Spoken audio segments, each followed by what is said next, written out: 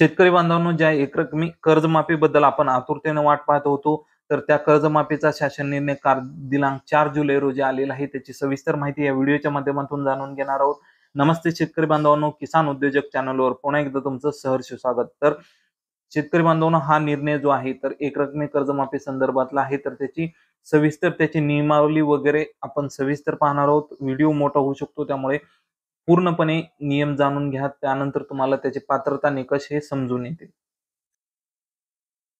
तर या योजनेसाठी जे पात्र कर्जदार आहेत तर ते 31 मार्च 2023 अखेर जी कर्ज खाती अनुत्पादन कर्जाच्या संशयित किंवा डाऊटफुल किंवा त्यांची वर्गवारी समाविष्ट केलेली असेल, म्हणजे की एनपीओ मध्ये गेलेले असतील, त्यानंतर 31 मार्च 2023 रोजी कर्जाच्या सबस्टँडर्ड वर्गवारीत समाविष्ट झालेल्या व नंतर संशयित व बुडीत वर्गवारीत गेलेल्या कर्ज खात्यांना देखील ही योजना लागू असणार आहे. परंतु फसवणूक, गैरव्यवहार करून घेतलेली कर्ज प्रकरणातील संबंधित कर्जदाराविरुद्ध सुरू असलेल्या फौजदारी कार्यवाहीला कोणती बाधा न देता सदर कर्जदार या योजनेसाठी पात्र राहणार आहेत. तर ती देखील कर्ज या योजनेसाठी पात्र राहणार आहेत.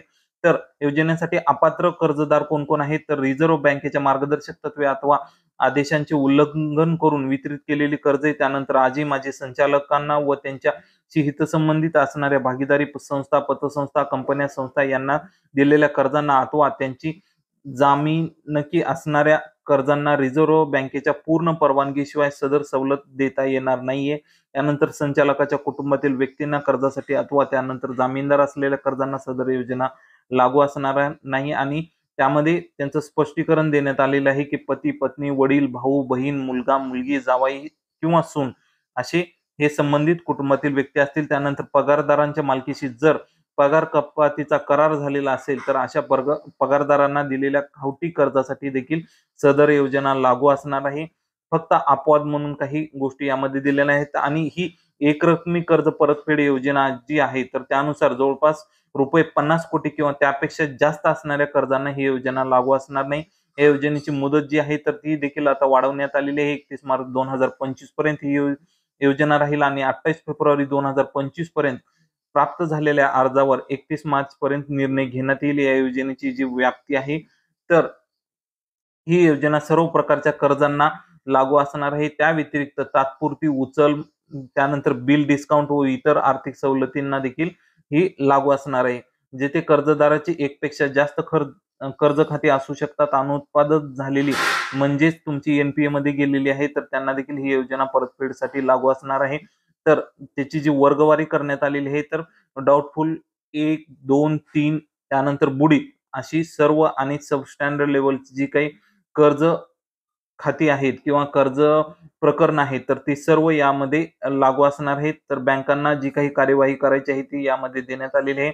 परतफेड करण्यासाठीचा कालावधी देखील इथं देण्यात आलेला आहे की तुम्ही जर या योजनेसाठी इच्छुक असाल तर डाऊटफुल क्रमांक 1 वर्गवारीचं तर त्यामध्ये तुम्हाला किमान 5% रक्कम याची भरणं गरजेचं आहे. त्यानंतर जी काही एकरकमी रक्कम तुम्हाला इथं भरावी लागणार आहे तर त्या एक रकमेची 5% रक्कम तुम्हाला सुरुवातीला भरावी लागणार आहे. पहिले 1 महिन्यामध्ये तुम्हाला 25% आणि उर्वरित 75% रक्कम ही 11 मासिक हप्त्यामध्ये करावेच आहे. त्यासाठी सरळ व्याज पद्धतीनं 6% व्याजदर तुम्हाला लागू असणार आहे. तर या संबंधीच्या तरतुदी देखील इथं सविस्तर पद्धतीने दिलेल्या आहेत. तर शेतकरी बांधवांना अशा संबंधीचा हा सविस्तर असा शासन निर्णय होता. तर या कर्जदाराची जी काही मुदत कर्ज असतील तर 5 लाखापर्यंतची, त्यामध्ये अनुत्पादन कर्जे असतील ते 5 लाखापर्यंतची असणार आहेत.